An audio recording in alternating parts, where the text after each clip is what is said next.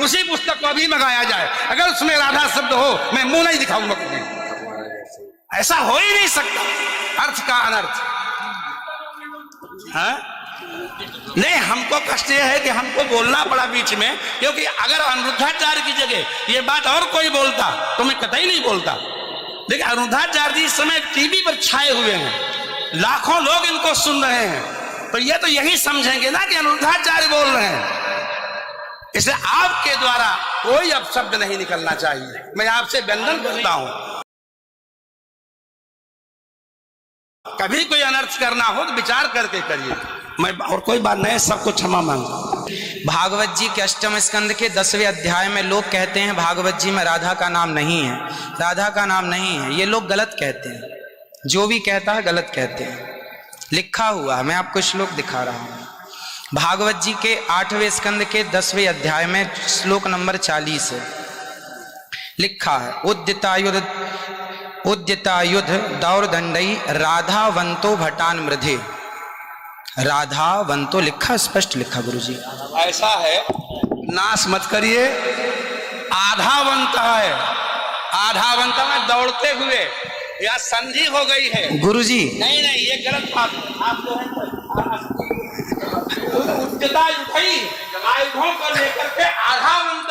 गुरुजी गुरुजी गुरुजी गुरुजी गुरुजी, हम तो आपकी दास हैं, मत कीजिए ना। हमारे गुरुजी कहते हैं अयम अनर्था ना ना गुरुजी, इसका अर्थ तो सुन लीजिए, इसका अर्थ तो सुन लीजिए। आप जब राधा बता रहे हो, सुनिए सुनिए गुरुजी, इसका अर्थ है राधावंतो भटान मृधे। इसका अर्थ गुरुजी ने बताया हमें, गुरुजी ने, हमारे गुरुजी। कोई गुरुजी नहीं बता सकता। हमारे गुरुजी कहते हैं बिल्कुल नहीं बना सकते, क्योंकि जब आप राधा बनाओगे तो सर्गे कहाँ जाएंगी गुरुजी? उद्यता युधई ही विसर्ग हो गया। गुरुजी गुरुजी कहते हैं, क्यों नहीं बोलते? गुरु शब्द है। अब चलिए, भागवत जी में दूसरा है बधू। बधू प्रयोग हुआ है, बधू प्रयोग हुआ है।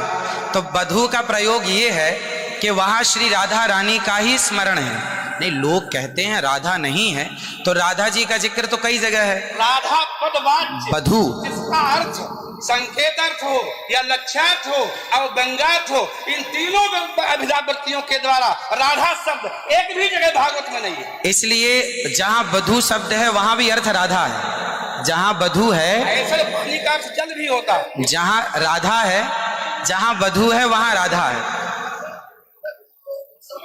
ऐसे थोड़े होता है।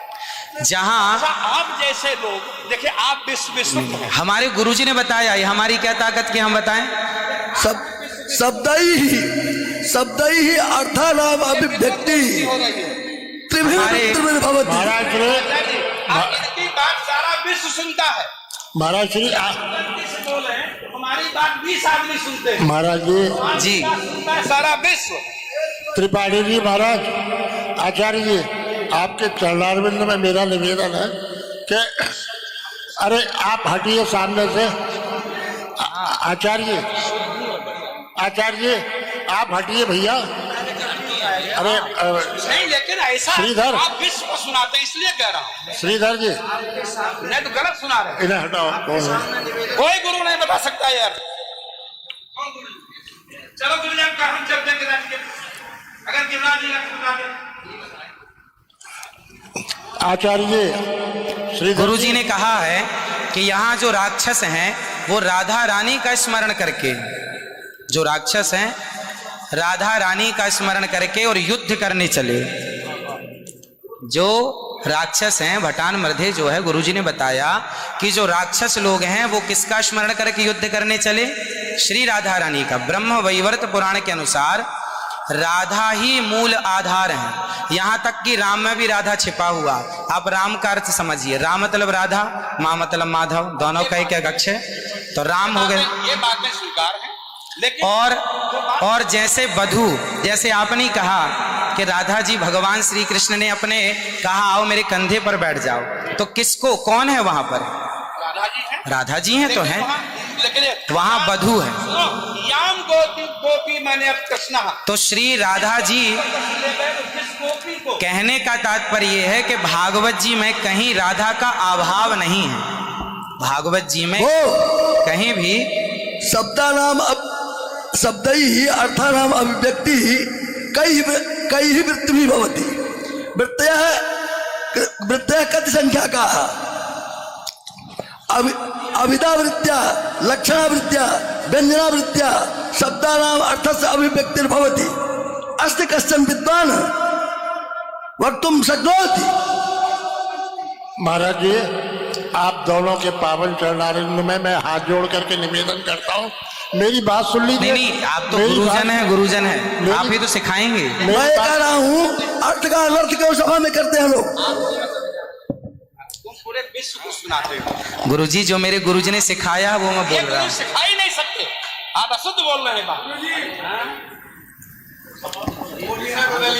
अभी श्री राधा और माधव जो राम नाम है, जो भागवत जी का अर्थ है।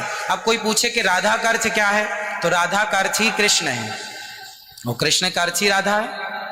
तो राधा ही कृष्ण है और कृष्ण ही राधा है। कुल मिलाकर कहने का अर्थ ये है, गुरुजन ये कहते हैं कि प्रत्येक श्लोक कृष्ण है और प्रत्येक भागवत जी के 18,000 श्लोक, प्रत्येक श्लोक कृष्ण है और श्लोक का प्रत्येक अर्थ श्री राधा है। प्रत्येक श्लोक श्री कृष्ण है और श्लोक का प्रत्येक श्लोक का अर्थ श्री राधा है। तो ये सब भाव ही तो है, राधा ना वो भाव सब भाव है। भाव का भूखा हूं मैं, भाव ही एक सार है, और भाव से भजले मुझे तो भव से बेड़ा पार है। सभी विद्वानों के चरणों में दास का बारंबार नमन। सबको जय श्रीमन नारायण, जय श्री कृष्ण। 2 मिनट कीर्तन कर ले। 1 मिनट रुको, मैं सबसे क्षमा मांगता हूँ।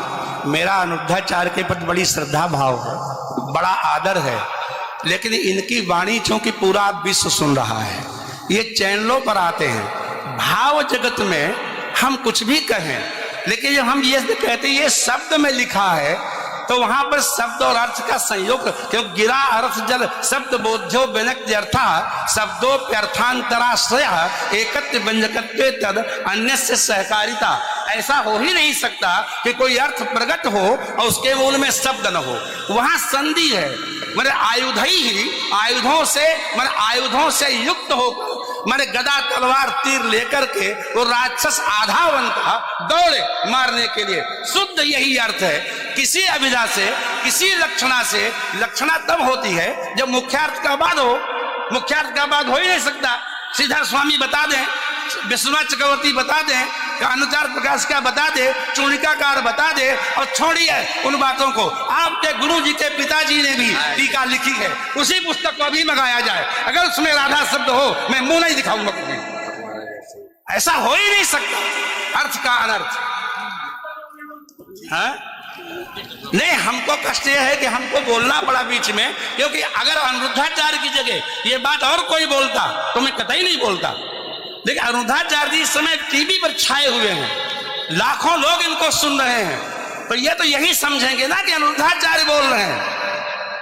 इसलिए आपके द्वारा कोई अपशब्द नहीं निकलना चाहिए। मैं आपसे वंदन करता हूं, कभी कोई अनर्थ करना हो तो विचार करके करिए।